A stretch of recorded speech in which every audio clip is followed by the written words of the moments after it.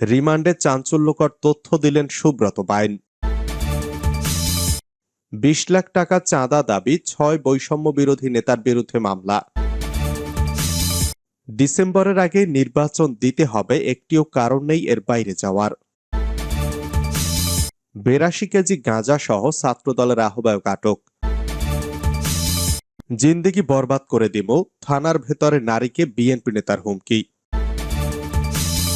চট্টগ্রামে কর্মসূচিতে নারীকে লাথি মারা দলের কর্মীকে বহিষ্কার করেছে জামায়াত। বিএনপির সঙ্গে আসন ভাগাভাগির দাবি নিয়ে যে বার্তা দিলেন হাসনাত আব্দুল্লাহ। রিমান্ডে চাঞ্চল্যকর তথ্য দিলেন সুব্রত বাইন।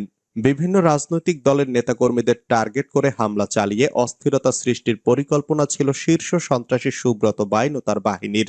এছাড়াও ভারতের গোয়েন্দা সংস্থা রয়ের কমান্ডো প্রশিক্ষণ নিয়েছেন তিনি। রিমান্ডে জেরার মুখে এসব তথ্য জানিয়েছে সুব্রত নিজেই। এছাড়াও জিজ্ঞাসাবাদে সে আরো বেশ কিছু চাঞ্চল্যকর তথ্য দিয়েছে। এসব তথ্যের সত্যতা যাচাই করছেন তদন্ত সংশ্লিষ্টরা। রয়ের হয়ে সে দুবাই এবং নেপালেও দায়িত্ব পালন করেছে। বাংলাদেশেও সে একাধিকবার টার্গেট মিশন নিয়ে কাজ করেছে। যুক্তরাজ্যে থাকা একটি রাজনৈতিক দলের শীর্ষ নেতাকে হত্যার মিশনও তাকে দিয়েছিল সাবেক ফেসিবাদী সরকারের স্বরাষ্ট্রমন্ত্রী। সুব্রতর সঙ্গে থাকা অত্যাধুনিক স্যাটেলাইট ফোন সম্পর্কেও তথ্য পেয়েছেন তদন্ত সংশ্লিষ্টরা। ফোনটি মোল্লা মাসুদের মাধ্যমে সুব্রত বাইনের কাছে পাঠিয়েছিল র। এছাড়া বাংলাদেশে কথিত আয়নাঘরে আটক থাকা অবস্থায় বিশেষ প্রয়োজনে সুব্রত বাইনকে দূরবর্তী টার্গেটকে লক্ষ্য করে আঘাতের প্রশিক্ষণ দেওয়া হয়েছে। তদন্ত সংশ্লিষ্ট সূত্র জানায়, বৃহস্পতিবার রাতে ও শুক্রবার দুপুরে কয়েক দফা জিজ্ঞাসাবাদ করা হয় সুব্রত বাইন এবং তার সহযোগী মোল্লা মাসুদকে। ভারতের বিশেষ দুটি গোয়েন্দা সংস্থার সঙ্গে নিবিড় যোগাযোগ ছিল কিনা এ বিষয়ে প্রশ্ন করা হলে সুব্রত প্রথমে নীরব থাকে।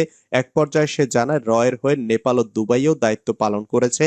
বাংলাদেশে হত্যার মিশনের বিষয়টি কৌশলে এড়ানোর চেষ্টা করছে সুব্রত বাইন। তদন্ত কর্মকর্তাদের প্রশ্ন বানে সে আরো অনেক লোমহর্ষক তথ্য দিয়েছে। সংশ্লিষ্ট সূত্র জানায়, ২০০১ সালে ২৩ শীর্ষ সন্ত্রাসীর তালিকা প্রকাশ করে তৎকালীন সরকার। এরপর সুব্রত বাইন তার সহযোগী মোল্লা মাসুদকে নিয়ে ভারতে পালিয়ে যায়। ভারত থেকে বেনাপোল সীমান্ত দিয়ে সে যশোর আসত। যশোরের বেসপাড়া এলাকায় সে একটি বাসা ভাড়া নেয়। ওই বাসাটি স্থানীয় লালটু তাকে ভাড়া করে দিয়েছিল। ওই বাসায় সুব্রত বাইনের দ্বিতীয় স্ত্রী বিউটি ও ৩ সন্তান থাকত। যশোরে বসে চাঁদার টাকা সংগ্রহ করে সুব্রত বাইন আবার কলকাতায় চলে যেত। সুব্রত বাইনকে কলকাতা পুলিশ গ্রেফতার করলে তাকে ছাড়ানোর ব্যবস্থা করে আরেক শীর্ষ সন্ত্রাসী তানভীরুল ইসলাম জয়। দার্জিলিংয়ে পড়ালেখার সুবাদে ভারতের প্রশাসনে জয়ের ঘনিষ্ঠ বন্ধু-বান্ধব রয়েছে। তাদের সহযোগিতায় সে সুব্রত বাইনকে জেল থেকে বের করে। জেল থেকে বের হওয়ার পর কলকাতার তৎকালীন পুলিশ কমিশনার এস.কে চক্রবর্তী জয় সুব্রত বাইন ও মোল্লা মাসুদকে ডেকে পাঠান। তখন থেকে ওই তিনজনের ভারতীয় গোয়েন্দা সংস্থা রয়ের এবং সেনা গোয়েন্দা সংস্থার সঙ্গে সম্পর্ক হয়। রয়ের কর্মকর্তারা সুব্রত বাইন, মোল্লা মাসুদ ও তাদের অপর সহযোগী মধুবাবুকে ভারতের উত্তর ও মধ্যপ্রদেশের বিভিন্ন স্থানে কমান্ডো প্রশিক্ষণ দেন। ডিবির যুগ্ম কমিশনার মোহাম্মদ নাসিরুল ইসলাম যুগান্তরকে বলেন, সুব্রত বাইন ও তার সহযোগীদের জিজ্ঞাসাবাদ অব্যাহত আছে। জিজ্ঞাসাবাদে তারা বেশ কিছু তথ্য দিয়েছে। এসব তথ্যের সত্যতা সম্পর্কে আমরা যাচাই বাছাই করছি। ২০ লাখ টাকা চাঁদা দাবি ৬ বৈষম্য বিরোধী নেতার বিরুদ্ধে মামলা। মামলা ও গ্রেফতারের ভয় দেখিয়ে ২০ লাখ টাকা চাঁদা দাবি ও ২৫,০০০ টাকা চাঁদা আদায়ের ঘটনায় ভাইরাল হওয়া ভিডিওর ঘটনায় মামলা হয়েছে। মামলায় বৈষম্য বিরোধী ৬ জন স্থানীয় নেতাকে আসামি করা হয়েছে। আজ শুক্রবার রাত 8:45টায় টঙ্গী পূর্ব থানার অফিসার ইনচার্জ মোহাম্মদ ফরিদুল ইসলাম কালের কণ্ঠকে মামলা রেকর্ডের বিষয়টি নিশ্চিত করে বলেন, আসামি গ্রেফতারের চেষ্টা চলছে। মামলায় আসামিরা হলেন প্রধান আসামি বৈষম্য বিরোধী ছাত্র আন্দোলনের গাজীপুর জেলা শাখার যুগ্ম আহ্বায়ক আকাশ খান। অন্যরা হলেন ইমতিয়াজ শুভ, মোক্তার হোসেন, ইফতেকার শুভ, আসিফ ও পিয়াস ঘোষ প্রিন্স সহ ১০-১২ জন অজ্ঞাতনামা আসামি। নামীয় আসামিদের প্রত্যেকের পিতা অজ্ঞাত বলে এজাহারে লেখা হয়েছে। আসামিরা সকলেই বৈষম্য বিরোধী নেতাকর্মী। ডিসেম্বরের আগে নির্বাচন দিতে হবে, একটিও কারণ নেই এর বাইরে যাওয়ার। বিএনপির স্থায়ী কমিটির সদস্য সালাউদ্দিন আহমদ বলেছেন, ডিসেম্বরের আগে নির্বাচন দিতে হবে, এটা বাংলাদেশের মানুষের দাবি। একটিও কারণ নেই ডিসেম্বরের বাইরে নির্বাচনে যাওয়ার। সংস্কার ও নির্বাচন চলমান প্রক্রিয়া। শনিবার রাজধানীতে এক অনুষ্ঠানে তিনি কথা বলেন। সালাউদ্দিন আহমদ বলেন, সংস্কার হবে, সংস্কার আমাদের প্রধানতম এজেন্ডা। তার থেকে বেশি জরুরি ফ্যাসিবাদের বিরুদ্ধে বিচার, যারা মানবতা বিরোধী অপরাধে জড়িত ছিল। সবাইকে কাঠগড়ায় নিয়ে আসা হবে, এটা আমাদের সর্বোচ্চ এজেন্ডা।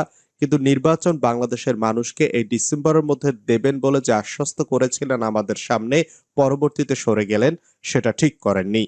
তিনি বলেন, নির্বাচন বিলম্বিত হওয়ার একটিও কারণ নেই, আপনার সামনে যুক্তি নেই। কেন আপনি ডিসেম্বরের বাইরে গিয়ে নির্বাচন দেবেন, সেটার পক্ষে একটিও যুক্তি নেই। কিন্তু শুধু বলেন ডিসেম্বর থেকে জুন। কেন আসর পড়েছে আপনার যে ডিসেম্বর থেকে জুনের মধ্যে থাকতে হবে? 82 কেজি গাঁজা সহ ছাত্রদলের আহ্বায়ক আটক।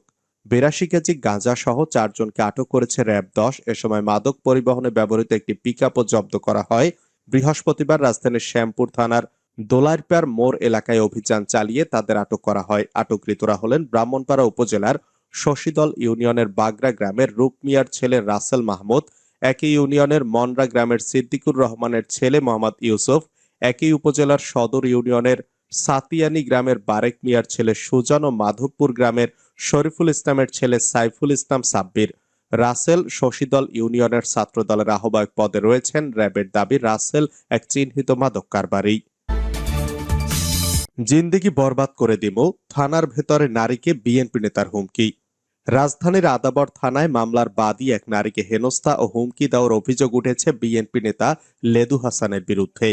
আদাবর থানার ভেতরে ভুক্তভোগী বাদীকে ওই বিএনপি নেতার হেনস্থা করার একটি ভিডিও শুক্রবার ফেসবুকে ছড়িয়ে পড়েছে।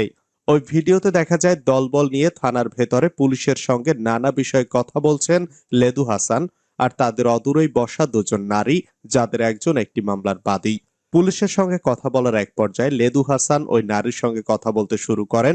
এক পর্যায়ে তিনি ওই নারীকে ধমক দিয়ে বলেন, একদম চুপ না হলে কিন্তু একদম ঢোকাই দেবো, জিন্দেগি বরবাদ করে দেবো, ধ্বংস হয়ে যাবি। তখন ওই নারীকে লেদুর উদ্দেশ্যে বেশ কয়েকবার বাবা বাবা করে সম্বোধন করতে শোনা যায়। চট্টগ্রামে কর্মসূচিতে নারীকে লাথি মেরে দলের কর্মীকে চট্টগ্রামে কর্মসূচিতে নারীকে লাথি মারা দলের কর্মীকে বহিষ্কার করেছে জামায়াত।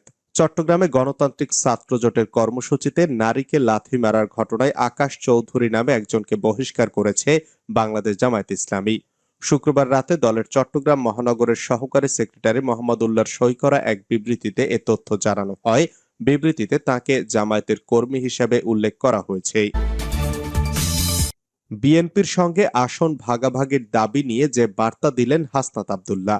আসন্ন নির্বাচনকে কেন্দ্র করে বিএনপির সঙ্গে কোনো রকম আসন ভাগাভাগির সমঝোতা করছে না জাতীয় নাগরিক পার্টি। সামাজিক যোগাযোগ মাধ্যমে এমন স্পষ্ট বার্তা দিলেন দলটির দক্ষিণাঞ্চলের মুখ্য সংগঠক হাসনাত আব্দুল্লাহ। আজ শনিবার ফেসবুকে তিনি একটি দীর্ঘ পোস্ট দিয়ে কথা জানান। হাসনাত আব্দুল্লাহ বলেন, সম্প্রতি আমরা লক্ষ্য করেছি একটি দলের প্রধান এক অনলাইন টকশোতে মন্তব্য করেছেন, এনসিপি কিন্তু পর্দার অন্তরালে বিএনপির সাথে সিট নেগোসিয়েশন করেছে। আমরা হাইপোথেটিক্যালি ধরে নিলাম পর্দার অন্তরালে